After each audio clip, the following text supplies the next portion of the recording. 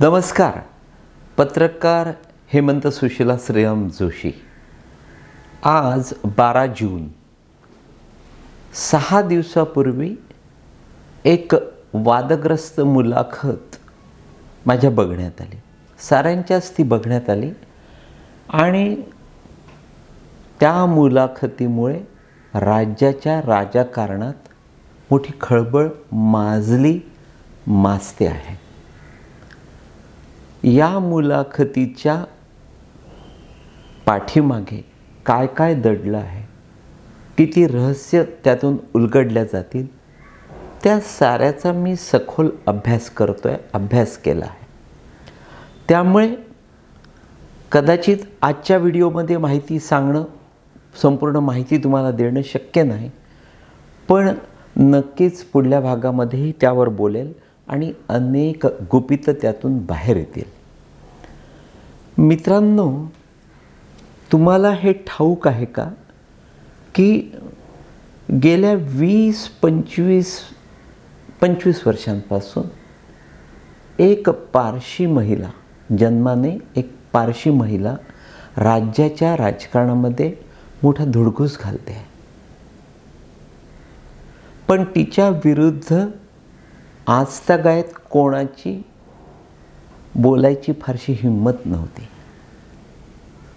मात्र तिच्यावर कोणीतरी बोललं पाहिजे आणि सुरुवात झाली आहे, म्हणून मी त्या मुलाखतीला पुढे ओढणार आहे. ती पारशी महिला लग्नाआधी आणि आजही दादरच्या हिंदू कॉलनी शेजारी किंवा जवळच जी पारशी कॉलनी आहे तिथे राहायची आणि राहते. तिचं नाव आहे बेनेफायर खंबाटा. लग्नाआधीच तिला सारे बेनी म्हणायचे आणि बेनी तशी अत्यंत देखणी. एकेकाळी तिनं आपला सौंदर्याचा बोलबाला मोठा गाजवला होता. ही बेनेफायर खंबाटा तिच्या सौंदर्यामुळे, तिच्या दिलखेचक एकंदर पर्सनॅलिटीमुळे ती अनेक तरुणांना, भल्या तरुणांना, मोठमोठ्या उद्योगपतींना, थेट राजाधिराजांना देखील खूप आवडायची. ज्याला त्याला वाटायचं की आपलं या देखण्या तरुणीशी लग्न व्हावं, पण ते शक्य नव्हतं. ती त्या पद्धतीनं सावध असायची. तिला लग्नापूर्वी जरी तिचं नाव बेनेफायर खंबाटा असलं तरी तिचं टोपण नाव होतं बेनी. आणि याच बेनीचं पुढे औंधचे जे राजे आहेत, भगवानराव पंतप्रतिनिधी, त्यांच्याशी लग्न आलं. त्यानंतर तिच्याविषयी चर्चा खूप व्हायला लागली. कारण भगवानराव पंतप्रतिनिधींच्या मातोश्री राणी रंजनादेवी यांना बेनीचं लग्न, भगवानराव, त्यांना टोपण नाव बाबा होतं, या बाबांशी व्हावं, राजे बाबांशी व्हावं असं अजिबात मनापासून आवडलेलं नव्हतं, वाटत नव्हतं. त्यांचा या लग्नाला कडाडून विरोध होता. तशा त्या करारी आहेत. आजतागायत त्यांचं या बेनीशी कधीही जमलं नाही. बेनी आणि रंजनादेवी यांच्यात विस्तवही जात नाही. बेनीचं त्या शक्यतो तोंड देखील बघायला तयार नसतात. याच बेनीनं शेवटी बाबाबरोबर पळून जाऊन तुळजापूरला लग्न केलं आणि बेनीची झाली गायत्री देवी पंतप्रतिनिधी. एक सर्वसामान्य पारशी घरातली मुलगी थेट राजघराण्याची राणी झाली आणि तेथूनच तिच्या सभोवताली वादळ घोंगायला लागला. काही ठिकाणी तिचं नाव जोडण्यात आलं, पण ते नेमकं सत्य असत्य फारसं ठाऊक नव्हतं. त्यामुळे त्यावर विशेष चर्चा झाली नाही, अफवा अधिक होत्या. मात्र शेवटपर्यंत अगदी उघड याच गायत्री देवींची मैत्री किंवा गायत्री देवीचे वेगळ्या पद्धतीचे संबंध होते ते दिवंगत अजित पवारांशी. आणि याच गायत्री देवी आणि अजित पवार यांचा उल्लेख हुसेन जैदी, सुप्रसिद्ध मुलाखतकार पत्रकार हुसेन जैदी यानं सुचेत्रा, तुम्हाला ठाऊक असेल की सुचेत्रा कृष्णमूर्ती ही एक ॲक्ट्रेस होती, ॲक्ट्रेस आहे. कभी हा कभी ना या सिनेमाची ती हिरोईन, तुम्हाला आठवत असेल. शाहरुख खान तिचा हिरो होता. आता ही जी सुचेत्रा आहे, हिचं पहिलं लग्न झालं ते दिग्दर्शक शेखर कपूरशी. शेखर कपूरपासून तिला एक मुलगी पण आहे. मुलगी अर्थातच सुचेत्रा सोबतीनं राहते. शेखर कपूर यांनी तिला घटस्फोट घेतला. तर ही अशी सुचेत्रा कृष्णमूर्ती, तिनं आपल्या मुलाखतीमध्ये, हुसेन जैदी यांना दिलेल्या मुलाखतीमध्ये विशेषतः गायत्री देवी आणि अजित पवारांचा उल्लेख केला आहे. ते दोघं म्हणजे अजितदादा आणि गायत्री देवी हे बालीला असताना त्याचवेळी अजितदादांचा जीवलग मित्र, जो पुढे कुठे गेला कळलेलं नाही, तो बारामतीमध्ये डायनॅमिक्स नावाची एकेकाळी जगप्रसिद्ध असलेल्या डेअरीचा मालक प्रमोद गोयंका अचानक गायब झाला. पण हा प्रमोद गोयंका आणि त्याची मैत्रीण होती सुचेत्रा. अर्थात मैत्रिणीचा अर्थ तुम्ही पुढे काढू शकता. म्हणजे गायत्री देवी ही केवळ फक्त दादांची मैत्रीण होती का? नाही. मित्रमैत्रीण एका खोलीत राहतील का बालीला जाऊन? नाही. प्रमोद गोयंका आणि सुचेत्रा एका खोलीमध्ये केवळ मित्रमैत्रीण म्हणून राहतील का? नाही.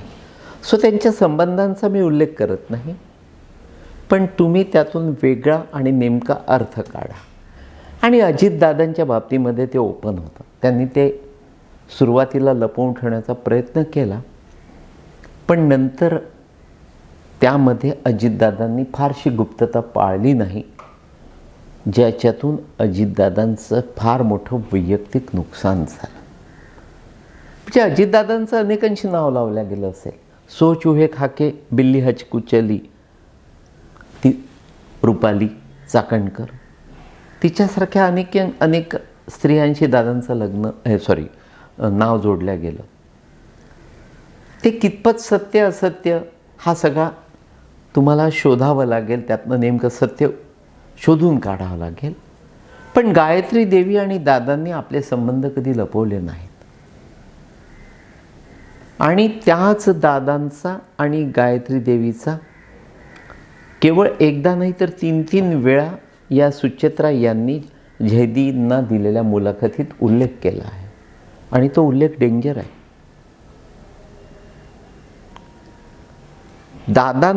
दादांशी गायत्री देवीच्या बाबतीमध्ये भांडणारा मी एकमेव. तुम्ही सुनील तटकरे यांना विचारू शकता. माझं प्रेम होतं दादांवर, माझं पार्थवर पण खूप प्रेम आहे. मी किंवा विक्रांत आमचा अतिशय आवडता पार्थ आहे. किंबहुना पार्थमुळे आम्ही अनेकदा दादांवर वैयक्तिक किंवा सार्वजनिक स्वरूपाची टीका टाळत असू, बिकॉज ऑफ पार्थ. आणि आज तुम्ही बघताय की तो सगळ्यांशी पंगे घेऊन बरोबर पक्ष सांभाळतो, आईच्या पाठीशी भरभक्कमपणे उभा आहे. पण याच दादांनी ठीक आहे, माझं काय म्हणणं असतं की तुम्ही बाहेर जाता, बाहेर गेल्यानंतर तुम्ही गुपचूप एखादा पदार्थ तोंडात टाकता, तोंड पुसून घरी येता. घरच्यांना कळत पण नाही की तुम्ही बाहेर जाऊन काय खाल्लं आहे. दादांनी ते केलं नाही. आणि त्यातून दादांचं विशेषतः वैयक्तिक नुकसान झालं. पैसा, गायत्री देवी पंतप्रतिनिधी, राजकारण म्हणजे सुनेत्रा पवार एक खानदानी स्त्री, पतिव्रता, नवरा हाच सब कुछ, आपला हिरो, म्हणून तिनं सारं हे सहन केलं आणि जेवढं शक्य होतं तेवढं जय आणि पार्थकडे लक्ष ठेवण्याचा कसोशीने प्रयत्न केला. पण एक सरळसोट, एक सरळ मार्गी असणारी सुनेत्रा, त्यांना हे दादांच्या मुलांना कंटिन्यू लक्ष ठेवणं, ज्यामध्ये दादांचं ब्लड आहे ती मुलं, त्यांच्याकडे लक्ष सतत ठेवणं सुनेत्रा पवारांना तेवढं शक्य नव्हतं आणि त्याची किंमत त्यांना मोजावी लागली. दादांना पैसा मिळाला, दादा राजकारणात यशस्वी झाले, गायत्री देवीसारखी कदाचित काही त्यांना मैत्रिणी मिळाल्या असतील, पण दुर्लक्ष घराकडे झालं आणि त्यावर माझा दादांशी राग होता. दादा मला टाळायचे.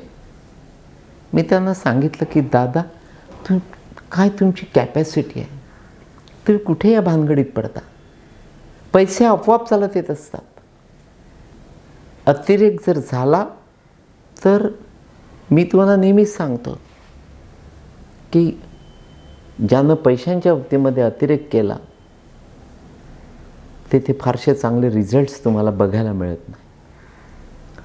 मित्रांनो, गायत्री देवी पंतप्रतिनिधी, तिच्यावर किंवा तिच्या सभोवताली अनेक दंतकथा आहेत, पण त्यातल्या कितपत सत्य असत्य त्यावर आपल्याला बोलायला लागेल.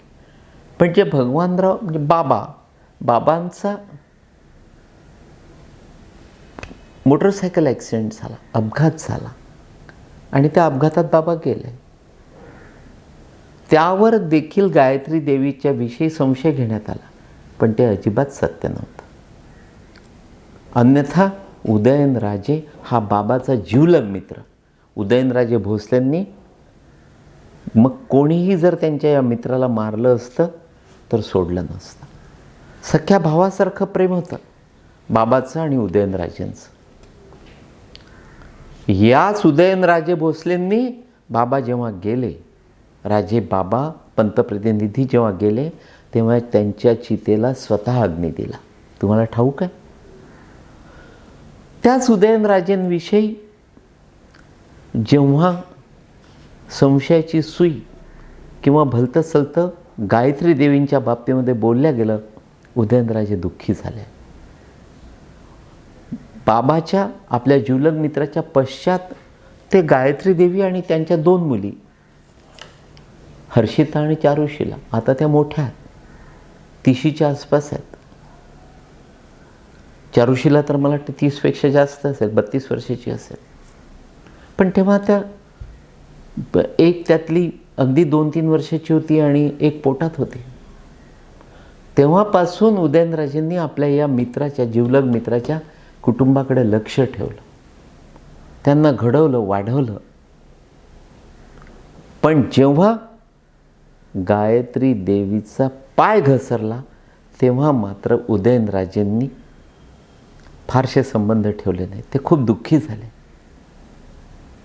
आपल्या मित्राची देखणी बायको कुठेतरी झुकली आहे हे बघून त्यांना वाईट वाटलं. उदयनराजेंवर देखील लोकांनी संशयाची सुई फिरवली, पण ते सत्य नव्हतं.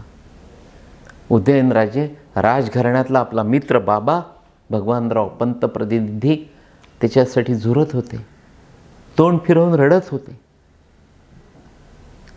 त्याच उदयनराजेंनी गायत्री देवी आणि तिच्या मुलींचा